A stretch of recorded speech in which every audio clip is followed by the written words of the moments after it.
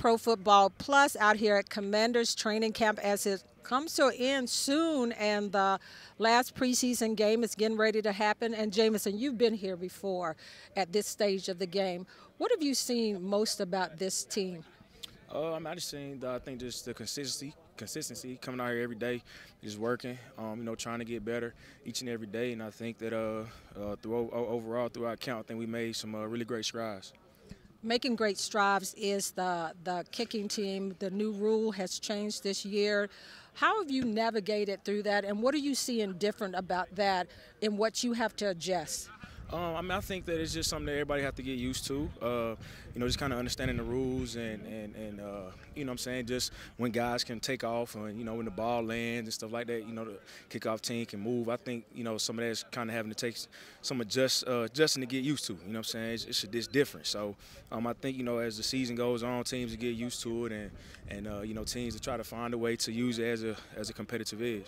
Talking about seeing how things goes, do you see yourself on this roster? Because everybody, competition, Coach Quinn talked about that from day one, the competition, everybody, nobody is sure money per se to a certain degree, but do you see yourself as a veteran in what you've done so far on this roster? Oh, yeah, for sure. I mean, I feel like, I bring a certain element, to the offense and to the special teams. I feel like I've had limited reps, but, the few reps I have had, I made plays. So in the game Saturday, I made a couple catches, and that's just, off of limited opportunities. So, as a veteran, I feel like I, come in and help out the offense as much as I can, help out a young quarterback, be a quarterback-friendly receiver, and just do what I do. So I definitely feel like I can help out. And, we'll see, how things go tomorrow, and then see how things go in the preseason game, and then, see how things go whenever they, got to make the roster cuts and everything. So, but yeah, I definitely feel like I belong on the roster because I feel like I can help out a lot. You hear Jamison talked about he's done enough, he believes, to be on this roster, both playing wide receiver and special teams, which makes you a little more valuable than other guys because of that dual role. Nah, yeah, for sure. I mean, it's always, the more that you can bring to the table. Like I said, man, I've had, limited reps. And, some of that is, they want to take care of me being a veteran guy. But, with the few reps I have had, obviously I've made plays. And, I just hope that's just something that, obviously gets noticed when the coaches and everybody, GMs, whoever watching film, you know what I'm saying? But, so, yeah, like I say, I'm just going to come out here and do what I got to do each and every day and just see how things shake out when it's time to, make the cuts and everything. See how things shake out. Number 80, Jamison Crowder, been here before. Cutdown day is coming. Last preseason game is coming. But I already said that I think that number 80 right here is going to be on this squad. Last preseason game is coming up on Sunday. Here I've got my two favorites that will break down and won't tell nothing but the truth because they know I'll call them out. Wally, talk to me about you've been out here some doing training camp as things wrap up. What has stood out to you about what you're seeing as this team navigates to get ready for the first regular season game? I like the defensive aggression. I love Daryl Tapp, defensive line coach. I love what he's doing out there with the defensive line. And some of the vets, like Terry McLaurin, he looks hungry. Like, he looks very hungry. And obviously, we got to talk about the rookie quarterback, Jaden Daniels. He just has command of the offense, command of this team. The players love him. So I think the environment, it just looks more positive. It looks like grown-ups are hitting the building, running this team. So I think a lot of Commander fans are going to be excited what they see open in September. Now, he talked about a lot of the positive, but some things are still happening out here as far as some areas that players are still jarring for a position as far as special teams. Still got to get that punt return guy. I got a chance to talk to Jamison Crowder because they've got a lot of people trying to twist and turns to see who that person is going to be. Jamison thinks it's going to be him. I think so, too. Also, an offensive line is another area, and the secondary cornerback position is three areas that I think that they have to address. Lake, what are you seeing in those areas that I talked about? Punt returner, still navigating through who that guy is going to be. They're only going to keep probably 6 receivers, maybe possibly 7. We don't know because of just depth at other positions.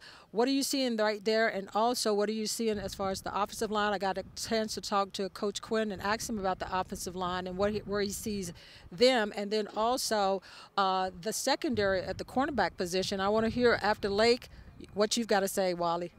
Yeah, I mean, as far as the offensive line, I think it's kind of coming into shape as far as at least who the starters are going to be. I think Andrew Wiley starts at right tackle, and that's probably the one position I would say is still it's not on solid footing. I think Cornelius Lucas still could have something to say about that.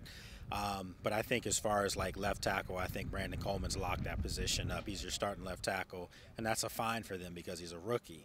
And then, of course, I think next to him, you'll have Nick Allegretti, who they brought in from Kansas City, and he's looked pretty good. Yeah. And then, of course, in the middle of the field, Tyler Biadasz from Dallas. He's a great communicator, great signal caller for them on that line, and that's going to help Jamin. And then you have who I think the guy that's going to be in his first Pro Bowl this year. I think Sam Cosmi's ready to, progress to being one of the best left guards in football. But again, we have to see what happens with that right tackle spot. Now, the other thing, too, is that they have to make sure they have depth. Because, right now it's like if one of these guys goes down, who's really going to be the guy to step up? Is it going to be a Chris Paul? Is it going to be, Ricky Stromberg? You don't know, but you haven't seen a whole lot when some of those starters were out. So that's going to be a big deal for them. And then as far as like some of the position groups, I think, Wally and me were talking about receivers. Who are you going to keep? Donna, we talked about it. I mean, there's a lot of guys vying for spots here, and maybe some of those names that you thought were guarantees, you don't know. I'm not mentioning names, but I do think, the emergence of Diami Brown has kind of put pressure on some other guys. Yeah. Do you keep Jamison Crowder not just as a punt returner, but as a guy that can still run some routes because he still can do that, and he proved that last year. So it's going to be interesting to see what they do. Obviously, Terry's the one lock. But then outside of that, guy like Bryson Tremaine, he's a big body from Stanford. He's had a great camp. Every time you look up, he's making plays.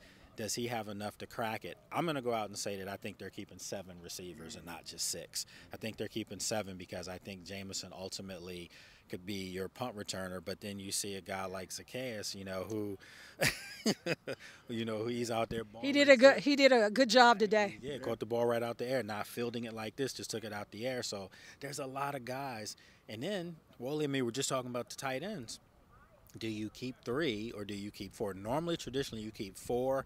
At some point, we even talked early in training camp, they were going to keep 5. Well, they let go of Monty Rogers, which made you think, well, Cole Turner's safe. I'm not so sure. I'm not so sure if maybe they go into the season with just 3. And I say that because John Bates has really come on, and he's playing really well. So now you don't have to rush, Sanat, you don't have to rush him right away. So it's going to be interesting to see what they do here. We do know, though, that most teams keep their draft picks. So if you're one of the guys that was drafted, Donna doesn't like that, Wole, but that's some of these guys aren't their guys, and some of these guys they look at it like have bad habits that they inherited, and as opposed to do you want to clean up a guy's bad habits when you have a young guy that you drafted and the only habits they're going to ever know are what you teach them and your coaching staff. So those are things you have to think about. Well, one thing about it is I don't care about where they drafted them at because if they're not doing the job, guess what? They won't be on this roster. They won't be on this roster. But Coach Quinn talked about 2 areas that's really stood out to him as far as the tight end position and the safety position. Those are the ones that's really shining that he spoke about. But Wally, we haven't talked about that secondary as far as the cornerback position. That's one that still has a question mark and a big concern going into the season. Yeah, it's pretty light, to be honest with you. You got Emmanuel Forbes, you got St. Juice, you got obviously Mikey Sandstrom. Like that's the best, probably he's the best corner on the squad right now as a rookie. Then after that, you're really like pulling teeth. Like I mean, Davis is probably gonna make the team, but Castrofield. Yeah, he had a rough one today. You know I want to let you come on here and mention Mikey first because it's a Michigan. Yeah, but he had a rough one. But he's had a good camp, though. I know he's had a good camp. But it's what you have to see on Sundays, not what we see here on camp. So it's light right now. But in terms of what you mentioned earlier about the safety play, I think that coach said that on the presser. He said that it's deep in safety. He's going to make some tough. He has to make some tough decisions. Yeah. Like obviously you have the starters out there in Chin and Quan Martin, who to me have looked great in camp. Mm-hmm. Then you go from there. You got a kid that everybody's now talking about, Owens, who is showing out in preseason games, and you all have seen it here in camp too as well. So then you got to go to a player like, then you look at a Defoe, and then you're looking at Percy Butler, and now Jeremy Reeves too, and you putting Jeremy Reeves out there too. When he says it's a tough decision, now you're trying to do the numbers game. Like, who's going to be the man out? Because I don't think you really keep all of them. There's a possibility you can keep all of them, but I think there's a good chance that one of those dudes are out. I think those last two, and vying for one is Percy and Defoe. I agree. And I think from what I've seen, I like Defoe. He's a turnover machine. He used to cause turnovers. But he's one of their guys, the old regime. So is Percy, but Percy was a rookie last year, which to these guys, they know that didn't count. It didn't count for Forbes, didn't count for Percy. If you were a rookie last year, you weren't coached. So now, again, habits. Where do you fit in? And you're right, man. I mean, the best corner out here is the guy that they drafted from Michigan. Yeah, I know, right? Yeah. Amazing. Lake hates that, but you know what? It's a good problem. It's a good problem to have as far as the depth at safety position. But Defoe, Derek Forrest ain't going nowhere. I'm sorry to say, Lake, but that's one guy that's probably going to be on this team. I didn't officially say it. No, he didn't officially say him, but he put his name in the hot seat. But I don't even think that he's on the hot seat. You know why I think he isn't on the hot seat? And it's not because of his play. Is that injury? Yeah, the injury. And then now he's now back on the back end of the roster on the depth chart. A guy like Owens, you know what I mean? What he does, you can't justify keeping Owens off this roster under any circumstances. And I do want to put it out there in terms of body of work. Like, Defoe to me is the better safety between him and Percy Butler. I'm not going to say in terms of body of work, but like Lake said, this isn't like the old regime. This is this regime. This regime knows the players that are available, and the players that are available are Percy Butler, right? Percy Butler's that player available. Defoe hasn't been available, so that's the only thing. Hey, Derek Forrest, Lake and Wally said that y'all possibly may not be on this team. You're on the hot seat. He said, okay. I'll clean